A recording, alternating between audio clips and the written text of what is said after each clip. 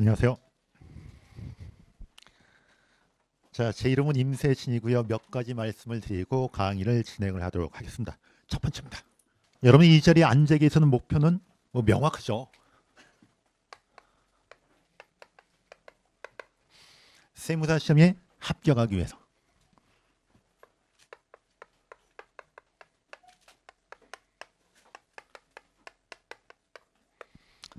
자, 합격을 하기 위해서는요. 관문을 2개를 통과를 해야 되는데 첫 번째 1차 관문. 다음 두 번째 2차 관문.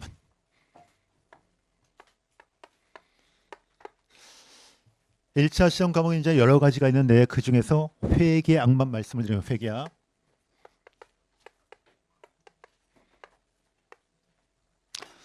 회계학은 2개 과목으로 구성이 되어 있는데 첫 번째 재무회계고요.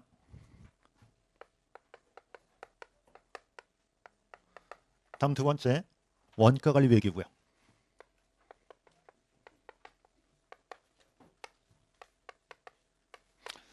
재무회계 문제가 24문제가 나오고요. 60%. 다음에 원가관리회계 문제가 16문제가 나옵니다.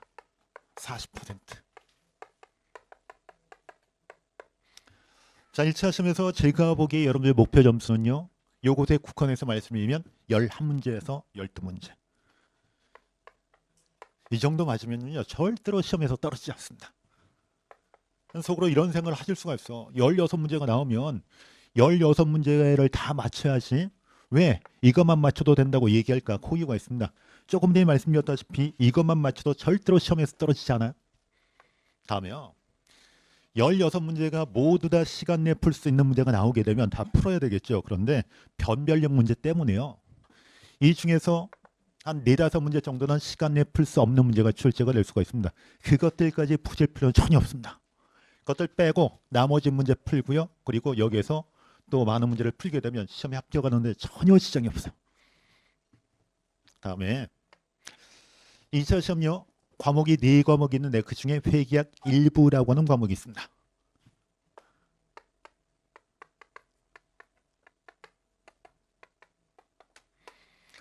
역시 이 2가지 과목으로 구성이 되고 있고요. 재무회계가 60점. 다음에 원가관리회계가 40점. 이 중에서 몇 점 정도를 좀 안정적으로 받으시면 붙을 수 있냐면 30점.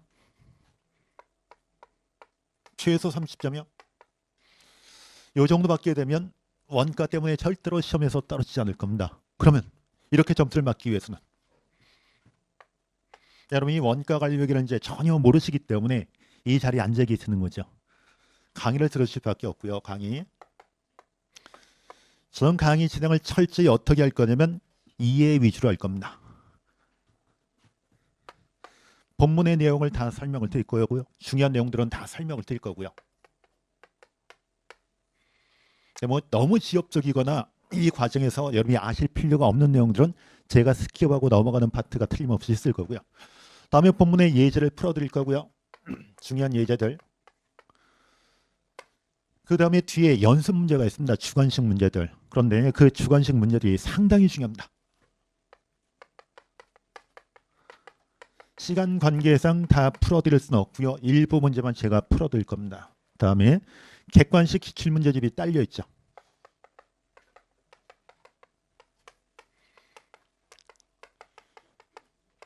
이 중에 일부 문제를 제가 풀어드릴 겁니다. 그리고 일단 이해 위주로 해서 제가 말씀을 드린다. 그렇게 말씀드렸었죠. 그리고 이제 시험장에 들어가서 문제를 풀기 위해서는요. 먼저 이해를 하시고 중요한 내용들을 철저히 외우셔야 돼요. 어떤 내용들을 외워야 될 것인가 그 내용도 제가 설명을 드릴 겁니다. 그러면 그것들은 묻지도 말고 따지지 말고 그냥 외우셔야 돼요. 다음 4번째. 이게 가장 중요하죠. 여러분들 뭐 예습과 복습.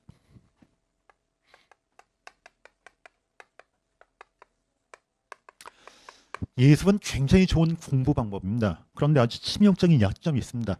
시간이 굉장히 많이 필요해요. 그래서 저는 예습을 권하지는 않습니다. 굉장히 좋은 공부 방법이는 틀림이 없지만 여러분들이 원가관리회계 말고 공부해야 할 과목들이 많거든요. 자, 그런데 예습을요, 제가 딱 3번을 부탁을 드릴 겁니다. 3번은 반드시 하셔야 돼요. 예습의 강도, 어느 정도 예습을 하고 오면 되는데요. 그거는요, 부담 가질 필요가 전혀 없습니다. 어떤 내용들이 적혀 있는가, 그 내용만 쭉 보고 오시면 됩니다. 이해까지 하시고 오실 필요는 전혀 없습니다. 제가 그것까지 원하지 않습니다. 자, 얘는 선택이고요. 복습은 필수입니다. 나는 복습 안 하고 강의만 듣겠다. 그것은 무엇과 똑같은 얘기냐면 저 시험에서 떨어질 건데요. 그거와 똑같은 얘기입니다. 그럼 필수요. 그럼 복습을 어떻게 해야 되는데요? 본문의 내용을 다 보시는 거고요. 다음에 이제 다 풀어보는 거고요. 다음 연습 문제 다 풀어보는 거고요. 다음에 객관식 기출문제 문제 다 풀어보는 거고요. 그 다음에 다시 원위치입니다. 그 다음에 본문 다시 보시고 예제 다시 보시고 연습 문제 다시 풀어보시고 객관식 기출문제 다시 풀어보시고 그래서 하루에 복습은 몇 번 한다? 2번 한다.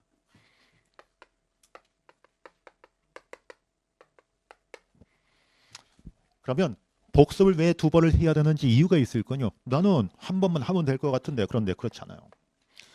이제 강의를 듣고 본문 내용을 여러분이 쭉 보시게 되면 어떤 문장이 중요한 문장인지 어떤 문장이 중요하지 않은 문장인지 여러분이 판단할 수가 없습니다. 중요하고 중요하지 않은 문장 판단은요. 문제를 풀면서 여러분이 하실 수밖에 없어요. 어떤 문장이 있는데 그 문장이 문제를 푸는데 도움을 준다. 그러면 그 문장은요. 상당히 중요한 문장입니다. 그런데 그 문제를 풀기 전까지 알 수가 있냐면 알 수가 없습니다. 문제를 풀어봐야지 어떤 문장이 문제를 푸는데 도움이 되는지 어떤 문장이 도움이 되지 않는지 그걸 판단할 수가 있다고요. 그래서 반드시 원위치에서 본문을 다시 좀 보셔야 되고요. 다음에 문제풀이하고 관련이 있는 문장들 있죠. 이해하신 다음에 철저히 외우셔야 돼요. 다음에 다시 풀어보시게 되면 실력이 탄탄하게 다져질 겁니다. 그런데 이럴 수 있어요. 선생님 저는요. 2번 하고 싶은데 도저히 시간 관계상 2번 할 수 없을 것 같아요. 그러면 이렇게대로 하셔야 돼요. 일단 한번 다 보시고요. 본문 내용 보시고요. 그 다음에 틀린 문제들 있죠.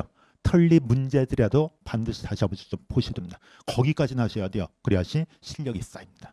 그렇게 안 하게 되면 나중에 시간이 지나게 되면 다 잊어버릴 수밖에 없어요.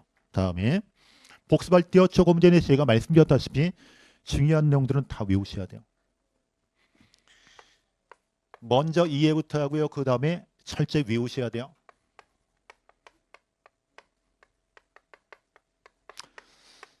이해부터 해야 되는 이유가 뭐냐면 이해를 안 하게 되면 암기를 제대로 할 수가 없습니다. 다음에 암기라면 나중에 잊어버릴 거거든요. 그런데 이해를 바탕으로 한 암기는요. 나중에 다시 보게 되면 그 내용이 바로바로 떠오릅니다. 그런데 이해를 바탕으로 안 했다 그러면 다음에 보게 되면 처음 보는 내용처럼 떠올라요. 그래서 먼저 이해부터 좀 하셔야 되고요. 다음에 중요한 내용들은 철저히 외우셔야 돼요. 외우지 않으면 절대로 시험에 붙을 수가 없습니다. 자, 누군가 다음과 같은 얘기를 할 수가 있어요. 여러분한테 원가관리 회계는 이해 과목이야. 암기 과목이 아니야. 그래서 절대로 외울 필요가 없어. 그냥 시험장에 들어가서 시험을 보면 돼. 그런 얘기를 하는 사람이 있을 수가 있습니다. 그런데 그런 사람들은요. 여러분이 상종하시면 안 됩니다. 그렇게 공부해서는 시험에 붙기가 어렵거든요. 저는 어떤 생각을 하고 있는 사람이냐면 여러분들 수능 보셨죠? 수리 영역 문제 푸셨죠? 수학. 이해 과목이요? 암기 과목이요? 저는요. 수학 철저히 이해 과목이라고 생각하는데요. 암기를 전혀 안 하고 수학 문제를 풀었던 것 같은데요. 그런데 제 생각은 완전히 달라요. 여러분들이 수리 영역 문제를 그 시간 내에 풀 수 있었던 이유는 뭐냐면 그 유형의 문제를 그 전에 풀어봤었기 때문에 그 유형의 문제가 나오면 어떻게 문제를 풀 것인가 이미 머릿속에 들어가 있었기 때문에 즉 암기라고 있었기 때문에 그 문제를 풀 수 있었던 거예요. 만약에 그 전에 전혀 보지 않았던 문제가 시험에 나왔다. 시간 내에 풀기 어렵습니다. 저는 수학도 암기 과목이다 그렇게 생각을 하는 사람이에요. 하물며 원가관리 회계는요. 당연히 암기 과목이죠. 중요한 거 외우셔야 돼요. 다시 한번 말씀이지만 외우지 않고는 절대로 시험에 붙을 수가 없습니다. 공부가 어려운 이유가 뭔지 아세요? 공부가 어려운 이유는 뭐냐면 이것 때문에 어렵습니다. 암기 때문에. 암기의 고통이요. 만만치 않습니다. 속으로 이런 생각을 하실 수가 있어요. 나는 외우는 거 잘하는데. 그런데 공부를 해보시게 되면 나의 암기력이 이 정도밖에 안 됐나? 그걸 느끼시게 될 거라고요. 위로될 사항들이 굉장히 많습니다. 보면 잊어버리고 보면 잊어버리고 계속해서 반복해서 외우셔야 돼요. 언제까지? 시험에 붙을 때까지. 다음에 5번째입니다. 여러분들이 종종 저한테 무엇을 물어보냐면 선생님 제가 잠이 너무 많습니다. 잠을 몇 시간을 자야 될까요? 제가 권장하는 시간이 있습니다. 잠이 아무리 많아도 6시간 30분에서 7시간 정도만 주무셔야 돼요.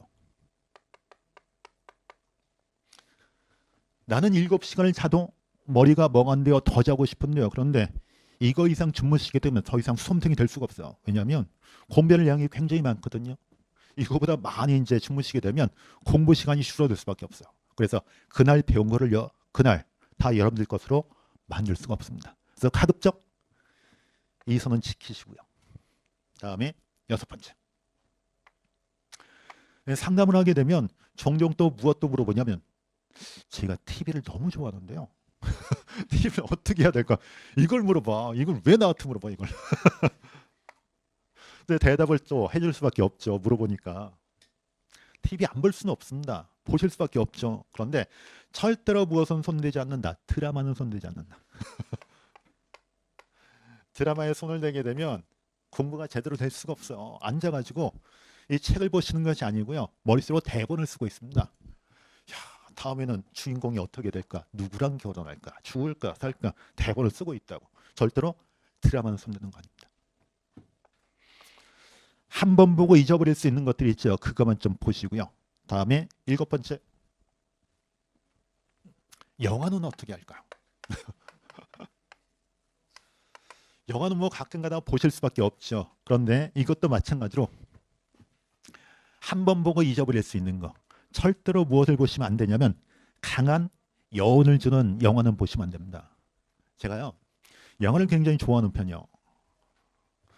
시간이 나면 영화를 보는 편인데요. 요즘 이제 시간이 없어서 영화를 거의 못 보고는 있는데 와이프랑 연애할 때도 영화를 꽤 봤던 편입니다. 그런데 결혼하고 났는데요. 와이프한테 영화를 보러 가자고 하면 와이프가 안 간다는 건 시간 없다고. 그래서 제가 이제 집으로 가는 길에 영화관이 있어가지고 보고 싶은 영화가 있으면 혼자 보고 그랬다고요. 와이프가 안 간다고 하니까. 와이프가 저를 싫어해서 그런 건 아니고요. 근데 어느 날 갑자기 와이프가 영화를 한 편 보자고 얘기를 하는 거예요. 제목을 물어봤죠. 그랬더니 이거는 제가 좋아하는 영화류가 아니에요. 장르가 아니더라고. 이거 어떻게 해야 될까? 안 본다고 얘기를 해야 될까? 나 싫어하는 장르라고. 그런데 답은 정해져 있죠. 와이프가 보러 가자고 하는데 어떻게 겁을 해? 그래서 가자고 그랬죠. 그래서 처음 장면을 쭉 보니까 역시 오지 말았어야 돼. 이건 내가 좋아하는 장르가 전혀 아니기 때문에 재미가 너무 없는 거야. 그런데 보면 볼수록 빠져드는 거야. 그리고 마지막 장면을 지금도 제가 잊어버릴 수가 없습니다. 남자 주인공, 여자 주인공이 결국은 헤어졌거든요. 그런데 마지막 장면에서 서로 눈을 마주칩니다. 그러면서 씩 웃으면서 헤어집니다. 그 영화의 제목은 라라랜드입니다. 그런 영화는 절대 보는 거 아니야. 지금도 제가 기억이 나. 몇 년 전에 봤는데도 불구하고. 강한 여운을 주는 영화는 절대로 보지 마시고요. 다음에 8번째입니다. 시험에 합격하기 위해서는 몇 가지 조건이 필요한데요. 일단 노력은 당연히 하셔야 되고요. 그 다음에 필요한 것. 시험에 합격하기 위해서 여러분이 필요하다고 생각하는 것. 첫 번째, 머리, IQ. 다음 두 번째 뭐가 필요하냐면 돈이 필요합니다. 돈이 없으면요 공부할 수가 없어요. 다음 세 번째, 체력.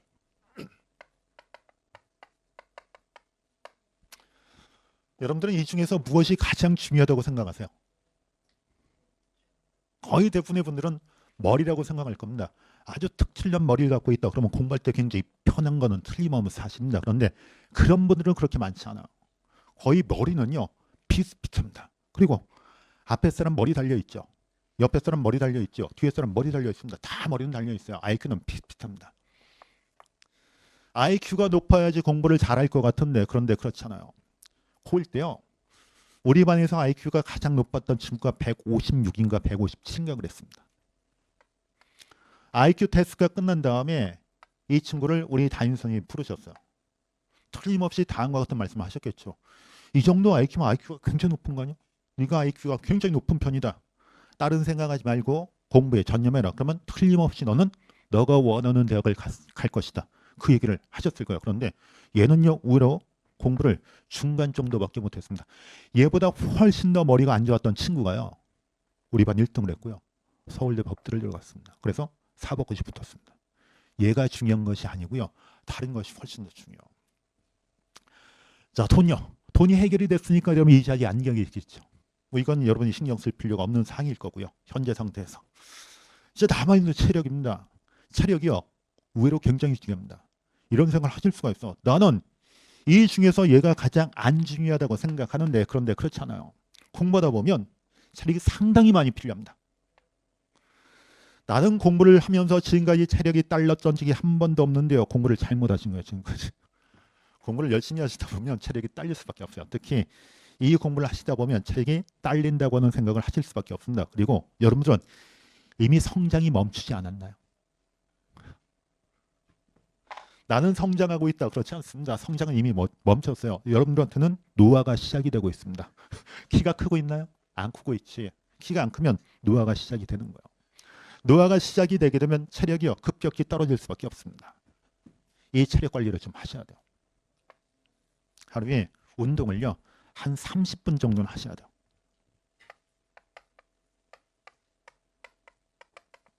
이거보다 더 많이 하시는 것은 이제 부담이 될 거라고요. 거창하게 헬스장 가가지고 운동하실 필요 전혀 없고요. 줄넘기를 하나 사셔가지고 줄넘기를 한 30분 정도 하시면 됩니다. 근데 줄넘기 30분 하는 거 쉽지 않아요. 나는 밖에 나가서 운동하기 싫다, 그러면 집에서 스트레칭이라도 좀 하세요. 이것이 나중에 공부를 여러분이 지속하는데 굉장히 많은 도움을 줄 겁니다. 여러분이 공부를요, 한두 달 해가지고 끝낼 것이 아니고 몇 년 공부를 해야 된다고. 빠르면 뭐 내년도에 뭐 동차로 붙을 수도 있는데 그건 아주 럭키한 케이스고요. 그거보다 공부를 많이 할 수밖에 없습니다. 이거 상당히 필요하기 때문에 이거는 신경을 많이 쓰셔야 돼요. 다음에 9번째. 공부 장소는 정하셨나요? 공부 장소가 의외로 굉장히 중요합니다. 저는 공부 장소가 어디였으면 하냐면 학원이었으면 해요. 학원.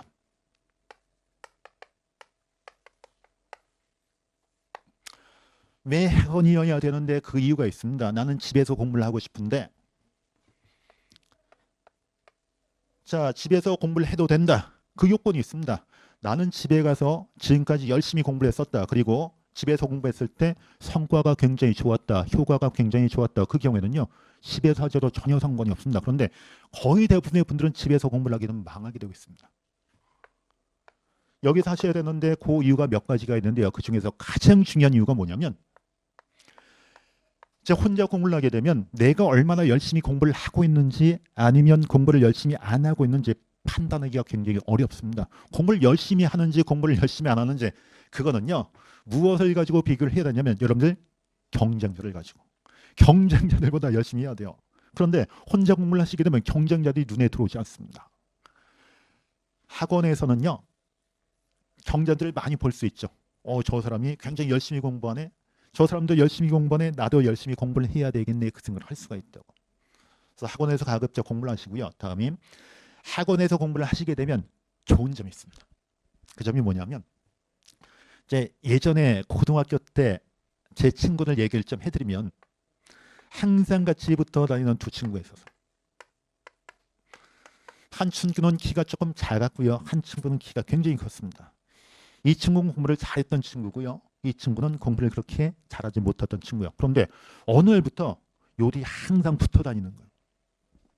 그래서 저는 이들이 굉장히 친한 줄 알았습니다. 얘랑 제가 좀 알아가지고 얘한테 물어봤죠. 아무개야, 얘랑 친하니? 그랬더니 아니래. 근데 왜 같이 다녔는데 물어보니까 어느 날부터 얘가 자기하고 같이 다니더래요. 자기도 몰랐는데 어느 날부터 얘가 같이 자기랑 다니고 있더래. 그래서 불편하지 않니? 그랬더니 괜찮다고 얘기를 하더라고요. 얘 인간성이 괜찮은 친구라고. 항상 같이 다니는 거예요. 어떻게 됐냐면, 이 친구는 워낙 공부를 잘했던 친구이기 때문에 본인이 원하는 대학교 원하는 과를 갔습니다. 이 친구는요 공부를 그다지 잘 못했는데 성적이 확 올랐습니다. 그래서 원래 본인이 범접할 수 없는 학교를 갔습니다. 굉장히 성적이 많이 올라서 저는 그 이유가 뭐라고 생각하냐면 얘를 따라했기 때문에.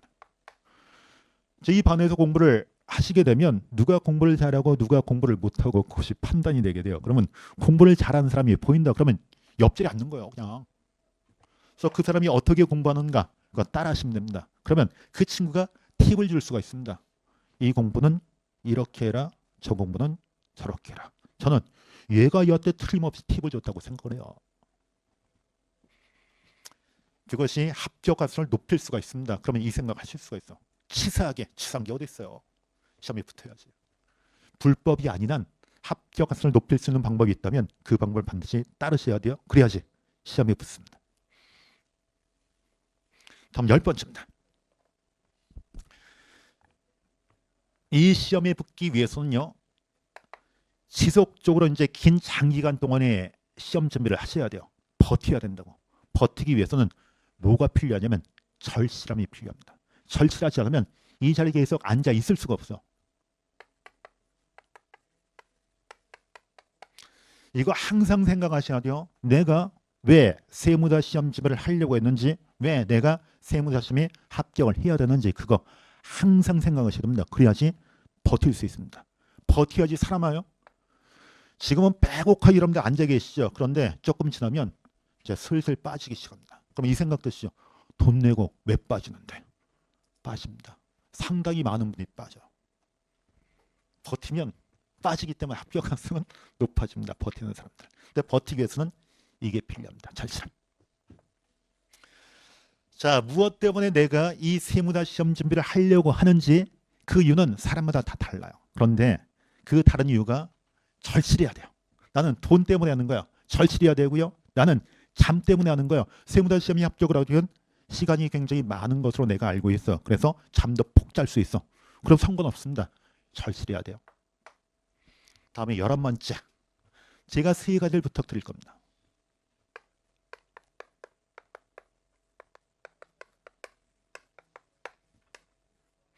첫 번째, 결석하지 말자. 의외로 결석하는 분들이 굉장히 많습니다. 지금은 아니지만 조금 더 지나면 결석하는 분들이 굉장히 많아요. 자, 그런데 하루를 빠지게 되면 다른 과목들 다 마찬가지겠지만 원가 관리 회계도요. 앞뒤가 다 연결이 되게끔 되어 있습니다. 하루 빠지게 되면 뒷날 강의를 들어도 이해를 못하는 경우가 굉장히 많아요. 그러면 수업 듣는 것이 재미가 없어진다고요. 나는 부득이하게 결석할 수밖에 없다. 그러면 그 결석한 날 강의를 반드시 듣고 오셔야 됩니다. 그래야지 다음날 강의가 이해가 될 겁니다. 다음 2번째입니다. 수업 시간에 절대로 휴대폰 보시면 안 돼요. 스마트폰을 보시는 분들이 굉장히 많습니다. 의외로. 예전에 어떤 합격자가 저한테 다음과 같은 얘기를 했습니다. 선생님, 제가요 공부하는데 4년이 걸렸습니다. 합격하기까지 4년이 걸렸습니다. 그런데 무언가 하지 않았다면 2년을 단축을 시킬 수 있었을 것 같습니다. 뭔데 물어보니까 제가요 공부할 때 스마트폰을 굉장히 많이 봤습니다. 이것만 안 봤어도 저는 2년 기간을 단축할 수 있었을 것 같습니다. 사람 다 마찬가지죠. 이것에 빠지게 되면 수업 기간은 당연히 길어질 수밖에 없습니다. 책을 봐야 될 시간에 이것을 보게 될 수밖에 없다고. 이것이 훨씬 더 자극적인 거 아니에요? 사람들이 자극적인 것에 되게 되면 그걸 항상 그것을 머릿속에 묻고 다니게 되고 있어요. 항상 휴대폰만 생각을 한다고. 앉아서도 휴대폰 보고요. 다음에 길거리 갈 때도 휴대폰 보고요. 여러분 앉아서도 어떻게 하면 내가 세무사 시험에 붙을 수 있을까 그걸 생각을 하셔야 되고요. 걸어다니면서도 내가 어떻게 하면 세무사 시험에 합격을 할 수 있을까 그걸 생각을 하셔야 돼요. 자, 예전에 다음과 같은 얘기를 제가 들었습니다. 어떤 초등학생이 있었는데요. 초등학교 5학년인가 6학년인가? 걔가 가지고 있었던 스마트폰이요. 최신 폰이었었대요. 그런데 그 부모님한테 다음과 같은 얘기를 했대요. 엄마 아빠 스마트폰 좀 바꿔주세요. 왜? 네가 갖고 있는 스마트폰이 최신 폰인데. 아니요. 최신 폰이라고 하는 거 저도 알고 있는데요. 공부하는데 방해가 돼요. 바꿔주세요. 투지폰으로. 그래가지고 그 부모님이 어렵게 투지폰을 구해가지고 이 어린 학생한테 줬다는 거예요. 대단하지 않나요? 이 친구가 무럭무럭 자랐죠. 그래서 어디를 들어갔냐면 연대의대를 들어갔습니다. 저는 들어갈 만하다고 생각을 해요. 초등학생도 자기 통제를 하는 겁니다. 이것이 공부하는데 전혀 도움이 안 된다. 그래서 이걸 멀리하기 위해 가지고 투지폰을 구해달라고 얘기를 했던 것이고. 다음 세 번째입니다. 자, 이 과정이 끝날 때까지요. 원가 관리 회계를 3번 정도는 모셔야 됩니다. 3번. 3번 보는 거 쉽지 않아요. 그런데 3번 보는 거 어렵지도 않습니다.